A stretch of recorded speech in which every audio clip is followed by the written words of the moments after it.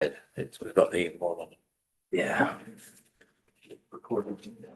You can start. Okay, so good evening. I'd like to call to order the BAR meeting, it being 5:31 today of May 18th, 2026. And the first applicant is for 37 Fox Hill Road. Would you both like to come forward and speak your name for the record? Andrea Buckingham, registered landscape architect for the state of New York and state of New Jersey as well. Dhruv Singh, owner. Did you hear that? Desiree? Yes, I think that was a yes. Yes. Okay, thank you. That's good. Okay, would you like to talk us through the plan? Yes. So we finally have a comprehensive plan for the property. As you come in, right now there's a line of blue spruce that are marginally healthy. And a lot of miscanthus grass and spirea in here and here. So we're trying to change that. So as you pull in, I'm softening this side with a little bit of ferns. There's barberry around an existing dogwood we're removing. We're adding natural or native geraniums, Ingersons instead. I am adding a little bit of screening shrubs as a backdrop to that by Burnham Pragens. On this side, I'm adding a red bud as an accent tree. And then this whole line will become now, it's full sun, and we have a lot of height there with the spruce. So it's going to be more of a pollinator, natural area with a lot of native grasses. Instead of the miscanthus, we're using panicums. We're using this great blue gamma grass. There's calamagrostis as well. And then the native perennials are coneflower, there's mountain mint, there's yarrow, there's veronicastrum, Culver's root, agastace, and then some softer, like smaller things as you get towards the parking area. The center area it has a very large Japanese maple that's sort of focal and a wonderful piece that the kids like to climb. So instead of just creating like a whole planting area, I'm creating a sort of path that they can go in. We're going to get a large scale boulder as a bench to put underneath.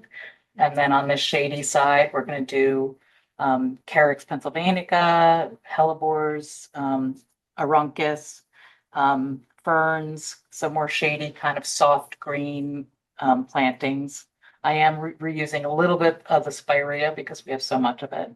But and then we're adding also Monarda, and this area that's a little bit sunnier, we're adding Baptisia and other perennials that can take a little bit more sun and a little bit more color here before you get into this softer, greener area. Along the house, there's existing boxwood that remains. There's Pachysandra in front of it. I'm just going to pop in some low lace cap hydrangeas.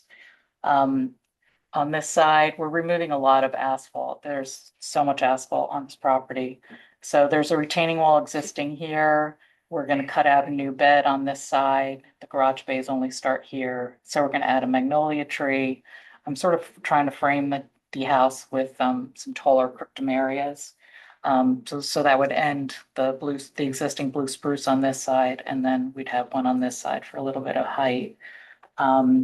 And then along here, there's really nothing, and they want some privacy from the street. The street's right here. Their dining area is right here. So I'm doing a taller hedge of skip laurels with festigate sugar maples called Apollo. So it'll be nice two-tone kind of a screening.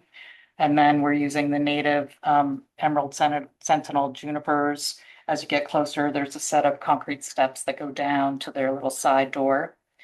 And again, I'm framing it. There's the aromatic roost underneath the sugar maple, so another native low ground cover. We have some low asters that are called snow flurry that'll just creep over the edge of this existing stone wall. I'm using more of that blue gamma grass as you get closer to this walkway.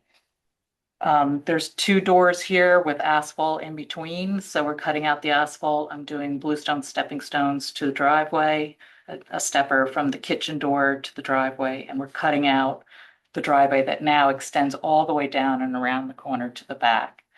So this will be a little sort of shady pocket garden with ostrich ferns. There's a calycanthus bush that blooms in the summer with beautiful wine-colored red flowers, and then some crested iris and epimediums as a low ground cover. Here where we have the deck and they're very exposed, there's a blue spruce that's falling over that's going to be removed. There are some nice white pines that are staying.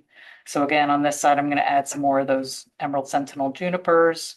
I did add a little bit of lilac so that they have some spring color. There's Annabelle hydrangeas and then some ground covers weeping over the wall. But then I'm doing a secondary screening by cutting out all the asphalt that goes up to this retaining wall that holds the grade going down to the basement garage bays. And we're doing 3 sweet gum magnolias, which are another beautiful native. Fabulous. Yeah, so, and they have semi-evergreen leaves, so even in the winter, you'll get a little coverage. And they're gonna be multi-stem and then just very simple Hackanochloa grass underneath. And then some Japanese plum yew just for a little evergreen as well. And then this area, because they never use these garage bays, first of all, there's right now there's just asphalt and it's falling apart. There's a drain. This all slopes down towards the house.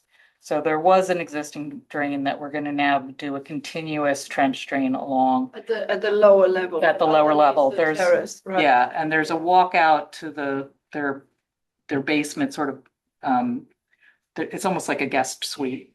And so instead we're going to do a new garage skirt. It's going to be a paver that looks like cobblestone. You can see it right here. And then you'd have that channel drain alongside of it. And then Paver, is it cobblestone or is it like a cement that looks like it? it's cement, but it's very realistic and it has a beautiful, very rugged kind of texture. I mean, you can see it up close. Right. It looks very natural. And then because that area is perfect sun, I decided, and they wanted some vegetables and fruit bushes. So we're going to do blueberry bushes in here, make this raised kitchen garden. And so we'll do boxes on the slope and have it slope down to the garage bays. And then we'll fence it in with, a very see-through wire fence with cedar posts that would match more their deck posts, which are very simple.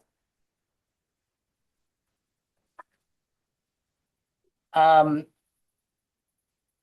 then we're cutting out, there's concrete right now that's here. There's a beautiful boulder that's sort of front center that we want to keep, obviously. We're going to do it instead of the concrete, stepping stones of bluestone, and then plant it with white clover. This is sort of a ramp area that will stay, that goes underneath the deck area. And we're going to add some just native shrubs along here. There's Fothergilla, there's some Annabelle hydrangeas, ferns. This area drops off pretty precariously. So I wanted to do something with a little bit more evergreen heft to it. So I'm doing clumping bamboos. They are not invasive. They're beautiful and very hardy and deer resistant, and they'll give a nice texture, and so the kids won't feel like they're falling off of that. When you say they're not invasive, They're clumpers. They're not runners. So they literally will stay in a clump, and Do they have they're evergreen. seeds or They're anything arching. like that? No, I've had them in my yard. They don't take any water. They're extremely tough and durable. and they haven't spread. No. Okay. Yeah. Are there any in the park? Do you know? Have you put them anywhere else? Yeah, I have at Devereaux's house.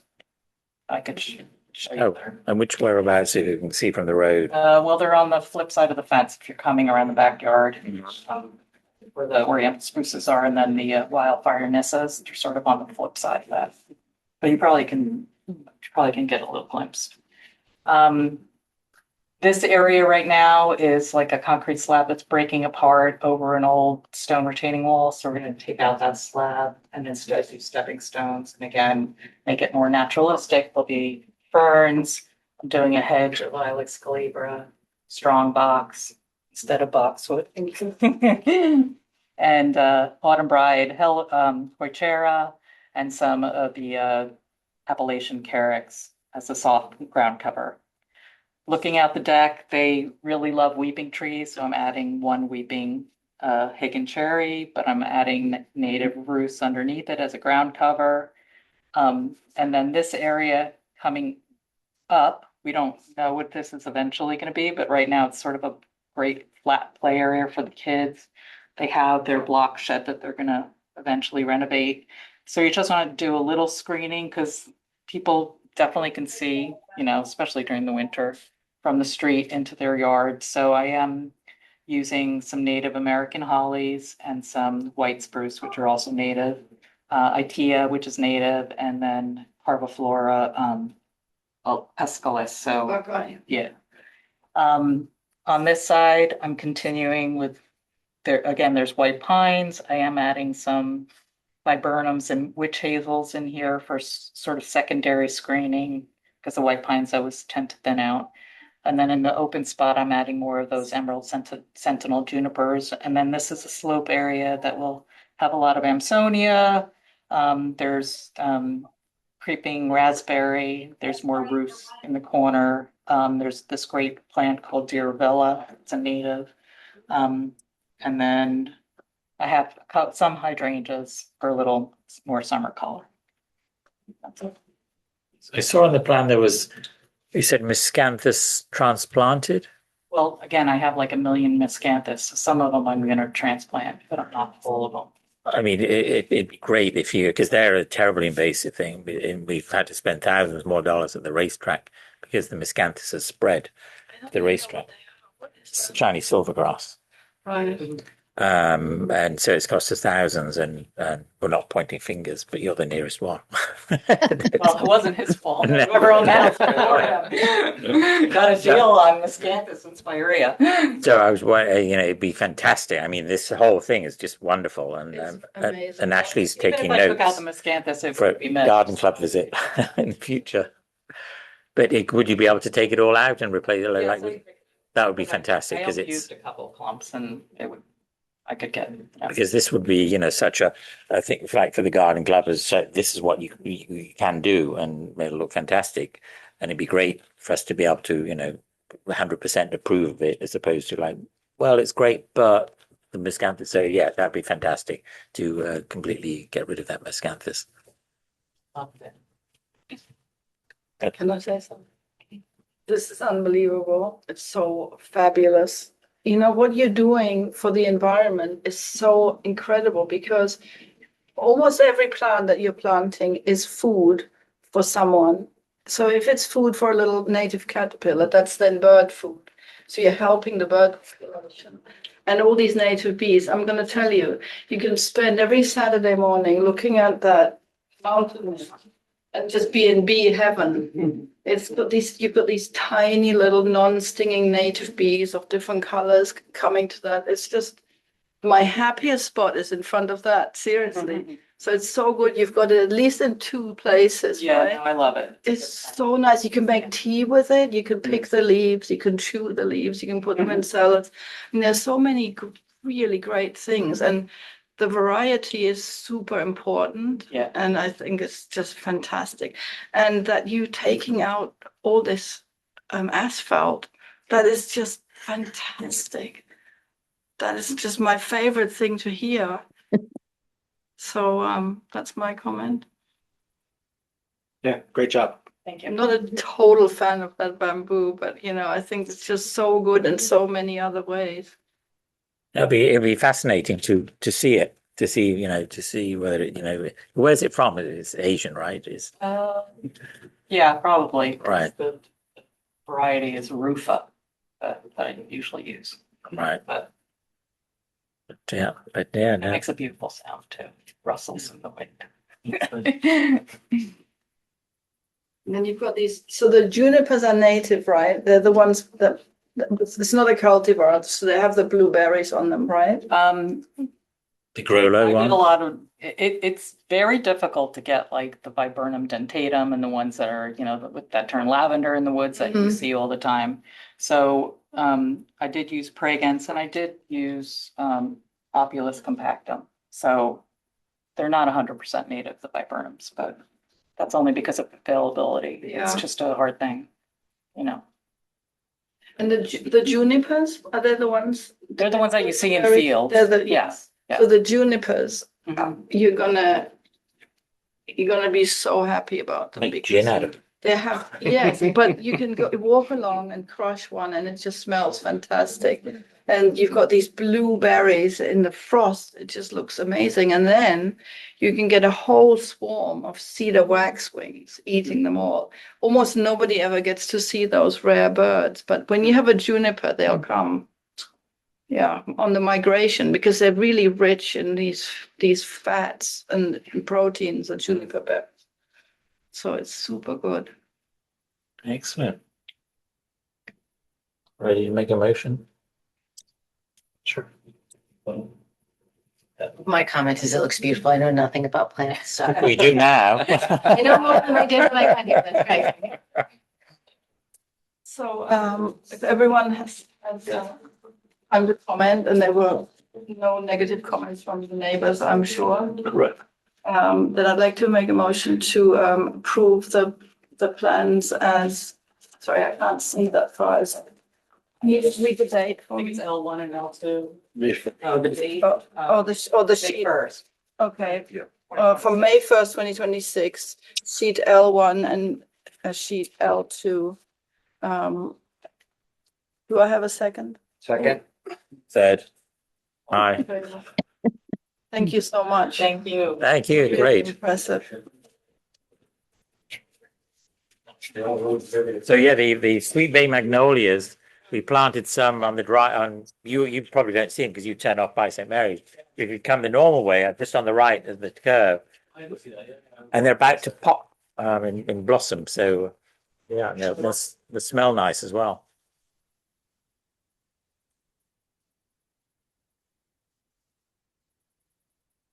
Thank you. Thank you so much. It'll be fun to drive by and see. No, we are gonna visit. They don't know that. Yes. Yes. Number 2, your time is up. It's a lot less interesting. Before you get started, I just want to point out that I'm a neighbor of the Hargroves, and I'm also totally confident that that relationship will not impact my judgment in this case. Thank you. Can you just read your name again for the record for Edward the, Hargroves, Lethal Clubhouse owner. My wife Ashley, if you want to see her. Edward presenting. So ours is it's a lot less interesting. That's the prior one, but we would like to put up split rail fence along the south of our property. So flanking the inside of our driveway, going along the Birmingham themselves, south coming up Continental. There'll be a number of gates in different places. One is between the new room that we worked on obviously last year in the garage. So an access point there. Similarly on the other side. So basically off what's really the front door, but closer to the end of the new room. And then off the driveway, which will allow lawnmowers and what have you to come through. So the split rail fence is all wood weathering. It's prevalent throughout the park. Really, the function here is twofold. One, it's security and safety for we're on a slope. So kids playing football and soccer and what have you, everything runs into clubhouse. And similarly for our new puppy and or other pets that come, we'll have an enclosed area in the back where they can, where she can run free. There's maybe a tertiary addition is actually having this fencing. It stops us being sort of a go-between people sort of cutting through our lawn on Continental to Clubhouse. I'm not going to say that's the reason, but it certainly would help. So that's really the south part. The north part would be similarly a split rail fence, which really hugs the curb from the exposed area of Clubhouse. Yes, so we'd also like the tour along that. Yeah, kids playing footballs. I've cut through there many times when something's rolled down the hill, dog trying to go down the hill as well. So safety, aesthetics, all wood, prevalent throughout the park. Outside of the split rail and wire, our kitchen window faces continental, so we're proposing a privacy screen there, quite short, 24 feet. Row around it as well, but it's a difficult spot there. I'm sure neighbors like to. I was just gonna say, there he is. Like I said, no, that's an impact my judgment. So really sort of conclusion, split rail fence, 3 gates and a screen fence off Continental, sort of by the driveway. So I just had a question. So the straight lines Yep. says split rail. And this one says the same. I Why- just don't have the measurements here. This was. Oh, but it's the same design. It's exactly Okay, the same. all right. So same. I just wanted to Same sort of. height, right? This is not. This is enclosed, so you'll have gates here Mhm. and here, so you can't get out. Here, this is not exposed. There's entrances to the driveway Right. and stops, but it's around the curb. So I just wanted to separate the two, but identical wood, wire. Right, there will be wiring in So- between the rails. Yep.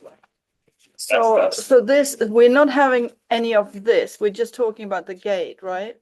So So none of this. This is just about the gate that goes somewhere in that. so that's the gate and I guess the fencing in between. So right here, obviously you need a gate and you need Yes. something to attach it to, but that will be in this part. And similarly here, this gate will come off the fence. So you won't need. But so in this gate are 3 of these fences. Sorry, in this fence are 3 of these gates, Really No. just one, and that's here. and the other one's mean, at the end. This is between the garage and the house, so that won't have any Right. rails. And similarly here is pretty much like this one. I'm curious about the split rail. I love split rail fences, but your area seems to be, especially now your house is beautified, seems a little bit too, your house seems too formal for a split rail fence. Did you have any other alternatives than that, or are you wed on the split rail? That seemed like it was it weathers, and it's we're not trying. It's not trying to be a focal point. It's really functional for the most part. We people have mentioned aluminium fences and what have you, and you see those throughout the park, and that's Right. That wasn't a route we wanted to go. So we wanted to stay with wood and something that we're not really drawing attention to it. I don't know if there are any sort of better alternatives than that. It's I mean, when I drove by to see what's near, the main roads going up Tower Hill and everything, it seemed all the original ones were stone. But that's I mean, the Guathemies in front, they did a stone thing, which was, I guess that's probably more for security because cars, going down. So yeah, I'm not thrilled with it, but I understand there's not maybe not a better alternative. My thought though was in the new extension, the new part, that area of the lawn there where you've got the split rail fence, that's not so visible but the part when you go around the corner on the curve on the outside, that's very visible. And I was wondering, I mean, where does the dog and where do the kids play? Is it more in that front part or is it more in the back? I think it's hard to say that they play in any one place more. The top part is flat, or flatter. The other one's on a hill. All right. Our plan is to, with the sort of northern fence around the curb, is to add in. You've got lots of structures and we've lots of textures. Have to build that out over time, but it's not going to stop anything going through. And obviously, it's on a curve. It's like I've gone through there many times. It's the plantings are right on the corner, so right on the edge. Yeah. So this is safety, functional. Frankly, it extends to where the mailboxes used to be. Sort of when you play Frogger coming out of our driveway, and I don't know why mailboxes are there. Play what? Sorry. So when you're trying to cross that road, people fly around the corner. Mailboxes This used to is- be Right. on that coming up to hill. the right.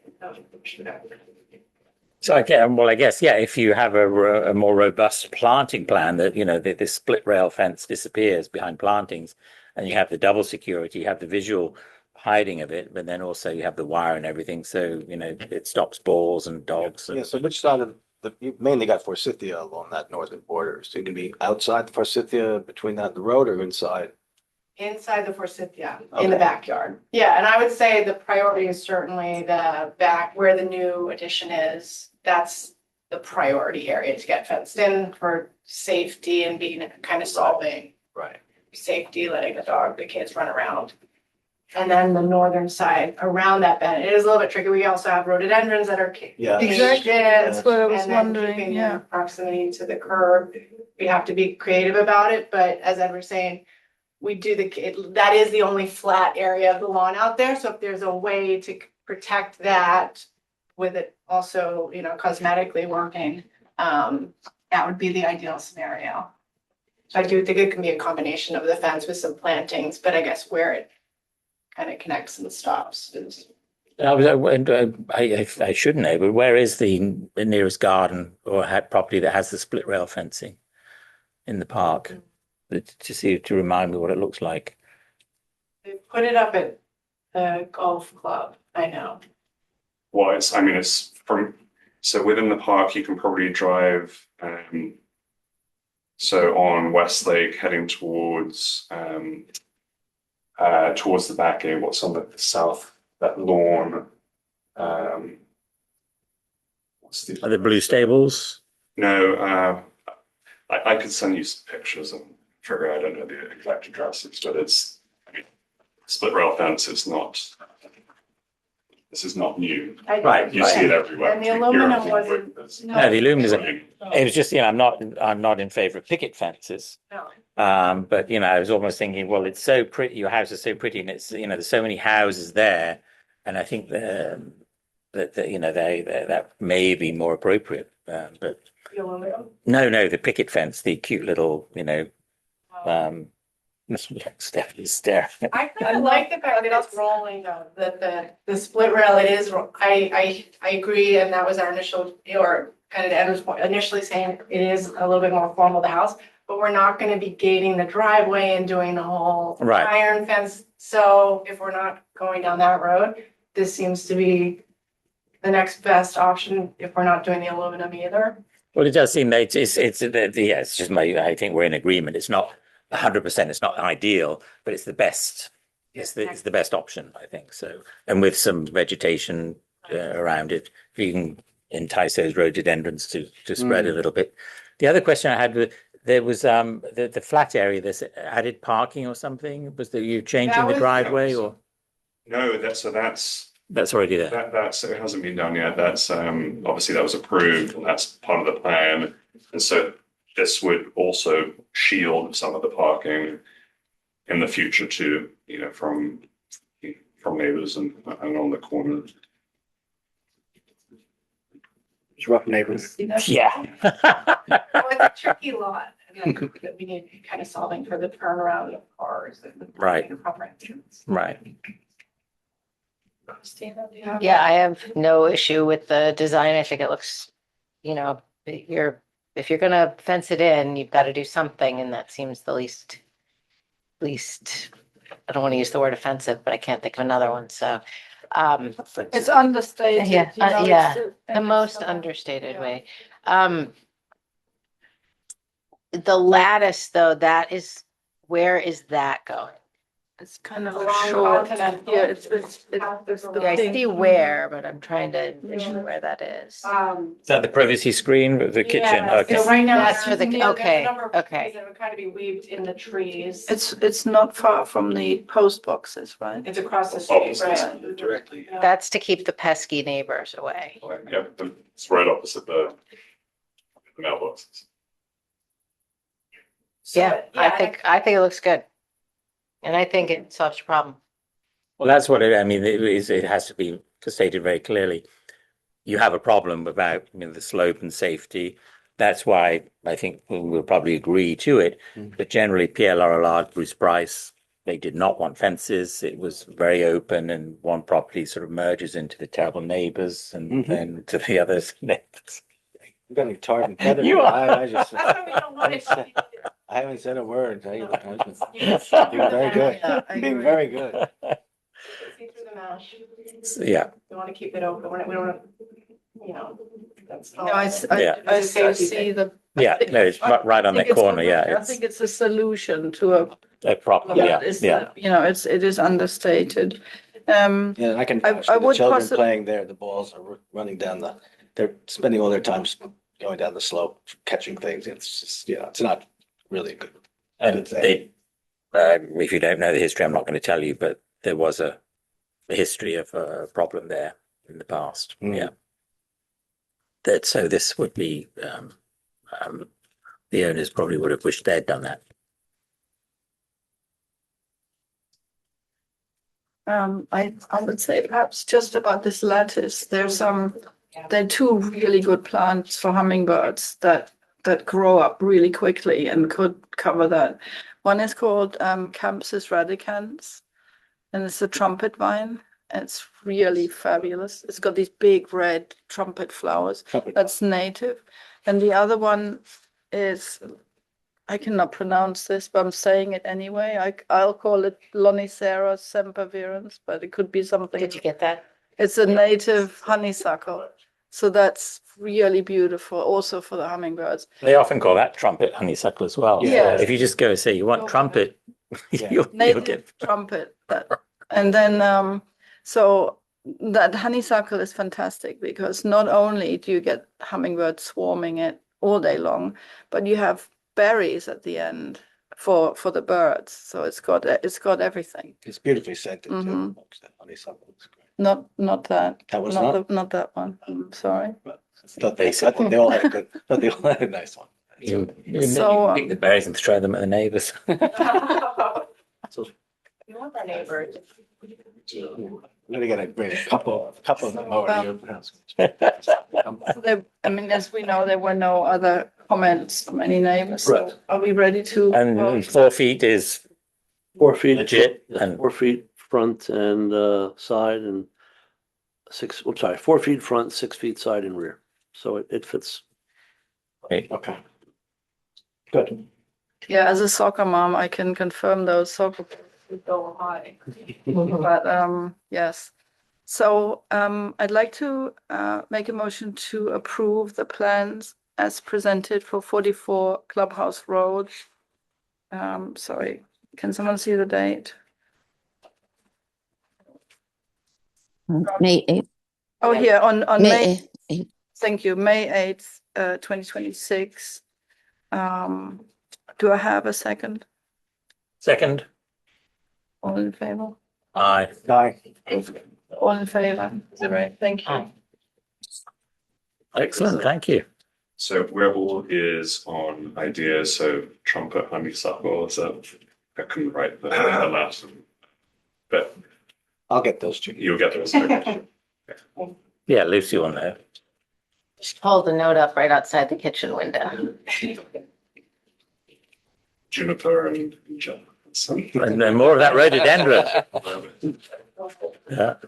Great. Thank you so much. So much. Thanks for coming. Good luck. Thank you. So would you like to come forward? Keep looking at myself in the TV, wondering who the guy with the gray hair. Ah, well, at least you have hair. Some of us don't. That's right. Going fast.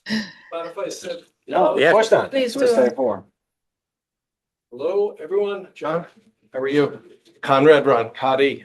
I'm here for 15 Summit Road. For those of you who don't know, I also own 76 Summit Road. So I've been in the park myself for about 10 years, although I don't live here. I have kids that go to school in Englewood and they say the commute is too far every day. Covered the mic, I'm sorry. Thank you. I don't know if you had a chance to see this. I did distribute it. Yes.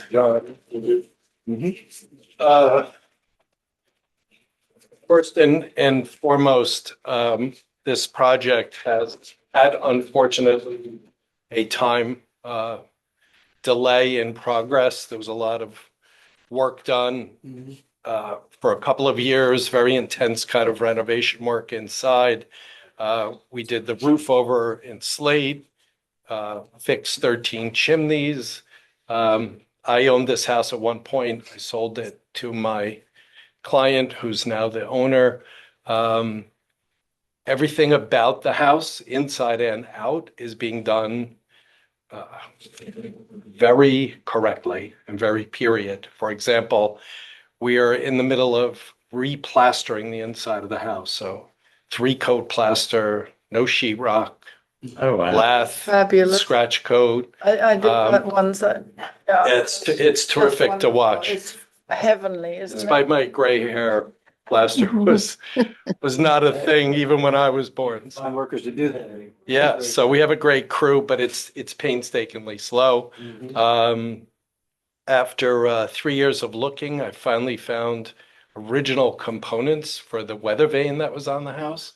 And I found original components from F.W. Fisk, which made a lot of the weather vanes that we see here in the park were made by this one company. And I found original old stock, so brand new, like copper balls that were made in turn of the century, last century, Fantastic. and have been in a stock room ever since. So So cool. I collect that sort of stuff. I have a whole set of switch plates, those mirrored switch plates. Oh, I never she, use. right. And there's I'm off on a tangent perhaps because we're here to talk about the stone, but for example, in the dining room is Zuber wallpaper, which is a French hand-blocked wallpaper. And unfortunately, even when I bought the house, it had been destroyed by water and was beyond restoration. But we not only found out what it was, and you can buy Zuber paper today, the same pattern that was made in 1850. This one that started there, it's called Scenes of America. But the newer paper is a little fuzzier because the hand-painted blocks have just been worn out over 150, almost 200 years. And there's like a crispness missing. And we located brand new 1920s vintage That is so. wall covering. So it was made when the blocks were That is a little bit more fantastic. crisp. And it's the same wallpaper that's in the White House and dining room and a bunch of other places. So there's a lot that goes on. I know John's been in the house. There's a lot going on that doesn't necessarily express itself on the outside, but we replaced all the windows, repointed all the brick and stone. The house was really put back the way it was when it was originally constructed. A year or so ago, we did build the retaining walls that you see in the photo. This is a fall aerial because Google now shows Tuxedo Park in 3D. I don't know if you guys knew that, No. but it was always 2D, and recently now you can project in 3D. So instead of flying my drone, I used last fall's aerial photo. But what we've done is we've recreated the flat terrace that was originally on the lake side of the house, just formalized it a little bit more. It was a series of stone columns with iron rails that were in between, and we're formalizing it with more of a stone wall. So we have the upper area, which is just in front here. So this is really the flat part, usable part of the yard. There's a lower wall below it that terraces down the hill. And ultimately, there's a wall at the bottom. This first wall has steps that come down to this lower area. And at the end, there's a staircase hidden behind the wall. You won't see it, but then with a path that will connect down to the stone steps that are currently coming down on the west side, the low side of the property from Summit. There's a beautiful stone staircase that leads right out of nowhere, but we'll connect that path through and up to the terrace. We've hired Janice Parker, a phenomenal landscape architect. She prepared, I'm an architect by trade, but She prepared some 30 drawings of plantings and hardscape, and she and I worked out the hardscape portion of this. But the idea is that a lot of these walls will also be screened. So even though we're going to put a stone veneer on them, a lot of it will be covered with bushes and vegetation. And it should all happen quickly. So yeah, no, go ahead. Just because, before you flip to the next page, so were these walls there? No. They were I'm not? sorry. Originally? Yes, No. so what was there? So there was only one wall. That wall went, this next page is a plan view. But this wall here was existing down to the end in a return. And at the bottom, there was a little fish pond and a little waterfall that actually worked with a pump. At the end, we're recreating that. This wall here is exactly where the only wall was, and then it came straight across. And it was a series of piers about 10 feet apart, and then there was a low 2-foot-high wrought iron fence that had kind of rusted away. That was all just natural stone. And it was all natural stone. So this is now poured concrete? Yeah. So did anyone approve? Yes. Yeah, there was a former landscaping plan that was approved with retaining walls where the stone, where the, Oh, yeah, well, you're not gonna get anybody to build as high a wall as these are without some type of reinforcement. Right, So that's why they were poured with a formal footing and a solid concrete wall for future stability, keeping them stable. What was there that I remember, everything had moved and shifted. There wasn't Yes. any real No, it formal was, wall. no, it was kind of falling It was apart. falling apart. Right. so it was approved with like a view to future cladding of it, or? It was planned to be clad right from the get-go. We're Right. not leaving exposed concrete Okay. walls. Yeah. So the park is replete. So we don't even need to approve, so we Oh, don't. you We're do- not here yeah. for that. We're here for the Stone, Okay. no, you're here for the stone stone veneer. veneer, to choose the Right. veneer. I got it, now I I get it. segued into a couple of Okay, other no, stories that's good. just to That's good. kind of catch everyone up to where we are. Yes. Right, so how tall are these walls? So the walls are anywhere from 0 feet high. Some are flat that then go down and with a hedgerow. And then others are 4 and 6 feet. And then at the bottom, the grade will be sloped up into that bottom wall that is the tallest. And then there'll be a bosque of Was that- trees. About 8 or what was the lowest one? The lowest one is right now probably about 8 feet if you went up there, Yeah. but it hasn't been backfilled yet. I see. And the reason is when you build a concrete wall, you build in what's called a brick ledge, masonry ledge for stone or brick to bear on, because we're not doing sticky stone, we're doing real stone veneer. So that has to rest on something. You can't build a wall and then put stone on it and just rest it in the dirt, Mhm. it'll fall off. So these walls are shaped with like a bench. Those benches are buried in the dirt right now. Mhm. So right before we start, we'll have to re-expose those, put the stone in, and then anywhere from 1 foot to 3 feet of stone will be covered permanently by soil. You just kind of lose it, Right, Right. Okay. right? So if you're interested, here's my little explanation. This is If I the, could, the other reason why this was disturbed is the owner did take the time to replace the water main and the sewer main. Oh, okay. That's why that was, another reason why it was excavated Yeah. as extensively as it was. Understood. Got it. Okay. let me see if I can find landscape. So this is the landscape architect's plans. This is the house here. These are the walls that we're looking at, Mhm. right? So it's the upper one, the secondary wall, and then finally the third. Right. That pool, falls with the waterfall, we're gonna rebuild all of that. very much like it was before. Mhm. This house, this landscape won ASLA, American Society of Landscape Architects Award in the 20s.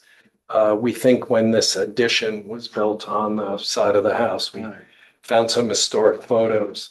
There's going to be a lily pond here, so it's not a pool, it's just a 18-inch deep pond.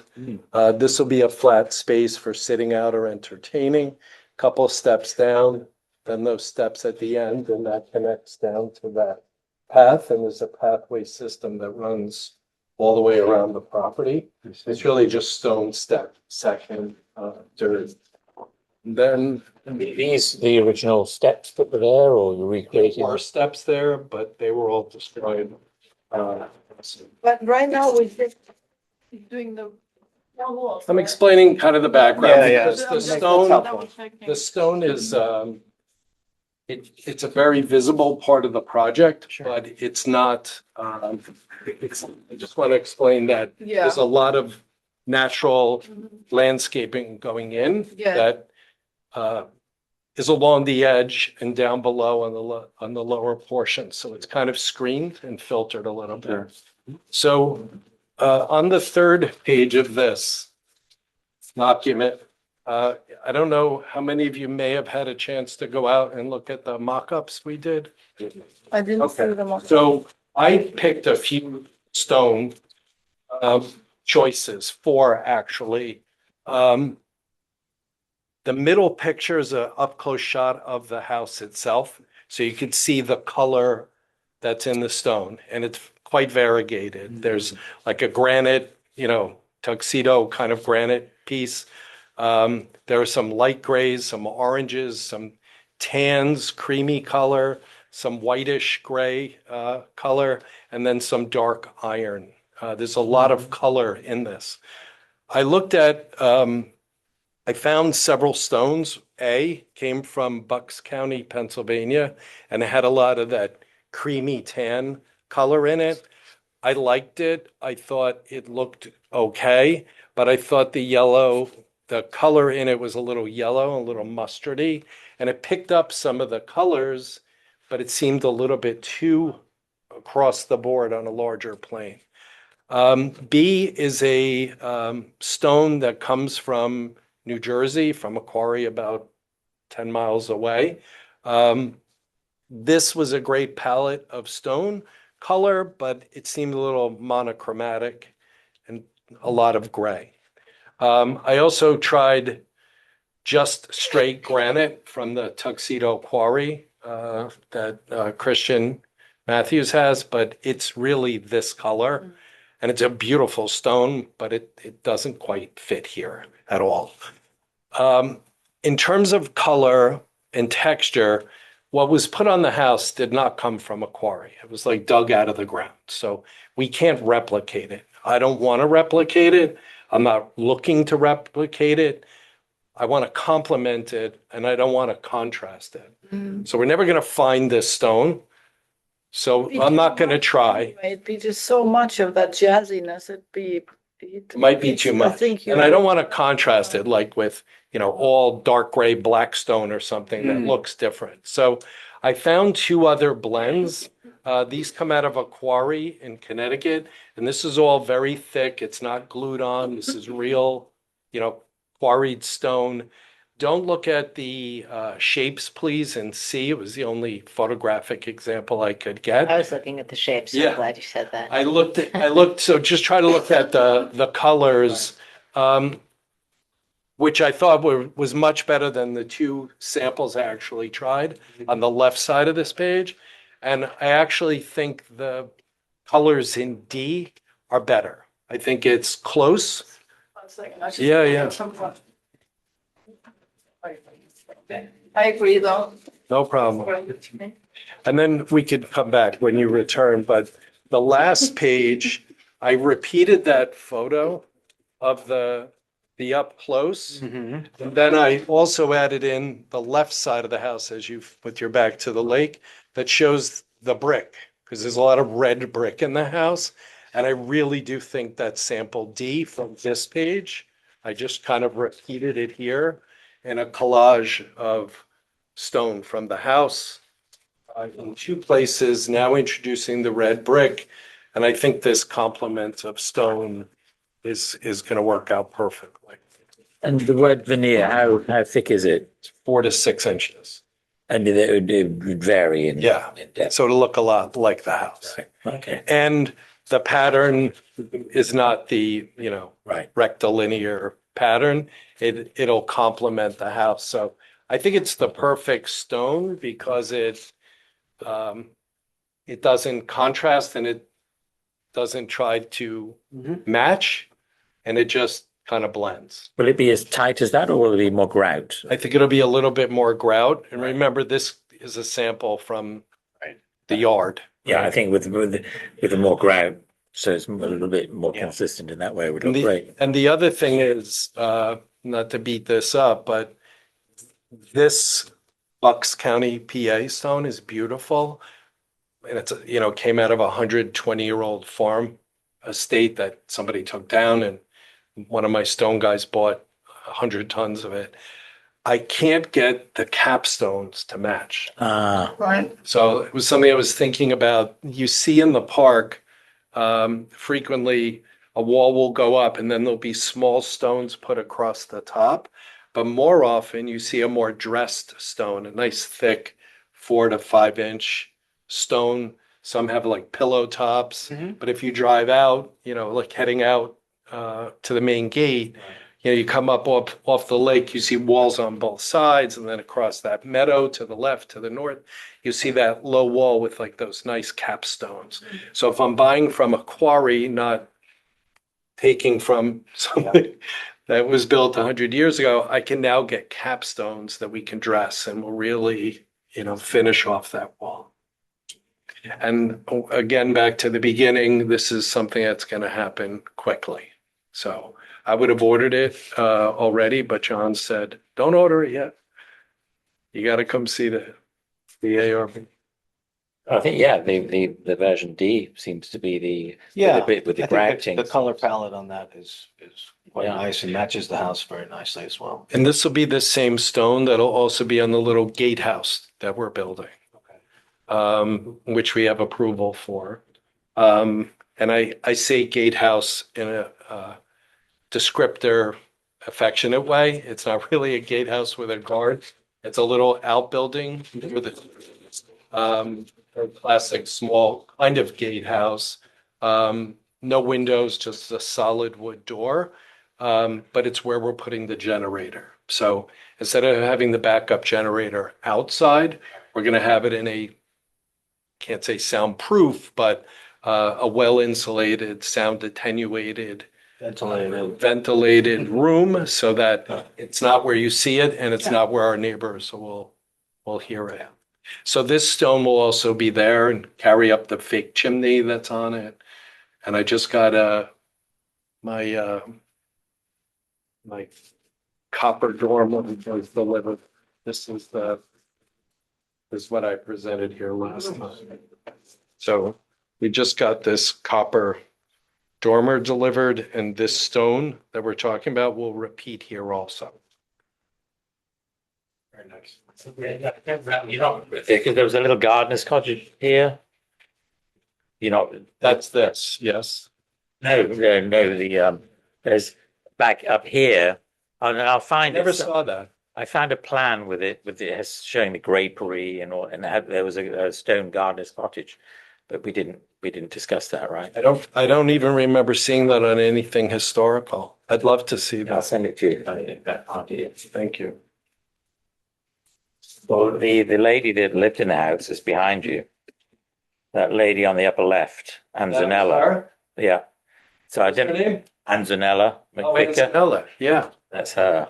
She was the first on the board of trustees, right? yeah. McVicker, yeah.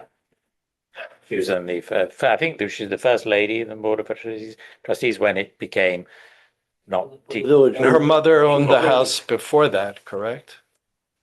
No, I think because she was the daughter of Grenville Kane, and then she married to Mr. McVicker, and they lived there. And then the son, Harry McVicker, married Smudge, who's still living in England. And she donated a painting that hangs in the Met. I think it's the one with the angel, angel protecting peace or something. Oh, is it the Cabanel or something? Yes, Cabot. Cabot? Like that, yeah. Yeah. I traced that back. Sometimes they stay up late at night. Down a rabbit hole. Going down around. So we'll So, get. what about lighting? You're not planning to light up everything? or- We are planning lighting. It's all on the lighting plan that was approved, Okay. the landscape plan. It's subtle. It's more low pathway lightings. There's nothing broadcasting and lighting up trees. Okay. Just little pin dot of light just to, as you move around the garden at night, you won't trip downstairs. And we're hoping to have all this start soon and get wrapped up quickly. Appreciate everyone's patience. I know it's been a long process with this project. Is everyone ready? Yeah, to, I'm satisfied. So I'd like to make a motion to approve the choice of stone for 15 Summit Road presented on the 12th of May 2026, being option D, right? Is that Right. correct? D for Doris. Correct. Do I have a second? Second. All in favor? Aye. Thank you so much. Thank you. Appreciate your time tonight. Thank you. Am I last? Nice job. Thank you. Thank you.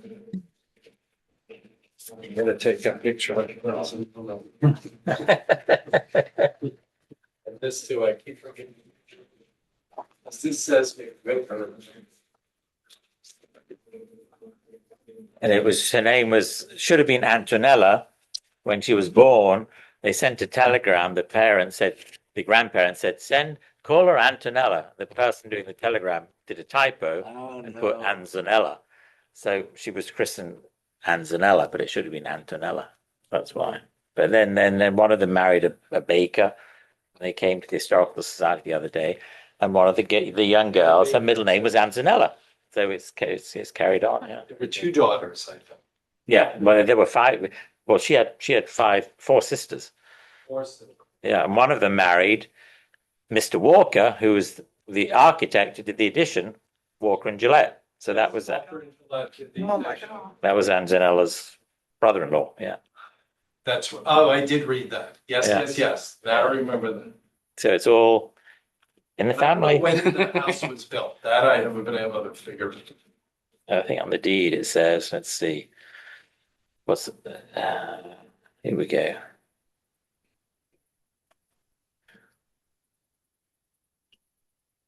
How do you spell the name? It's the owner's Welsh.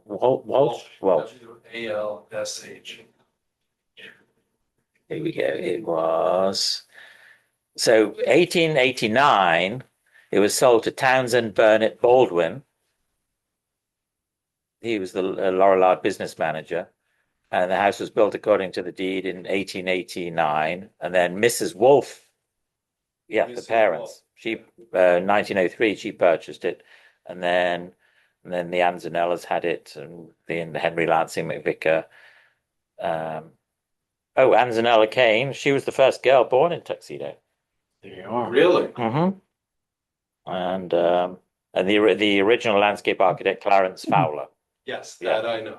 Right. Because I found that publication when they got the award. Yeah. We're in a rabbit hole. Thank you all. That's okay. Thank you. Good night. I will pick your brain at some point on some history. Thank You're you. welcome. Good night.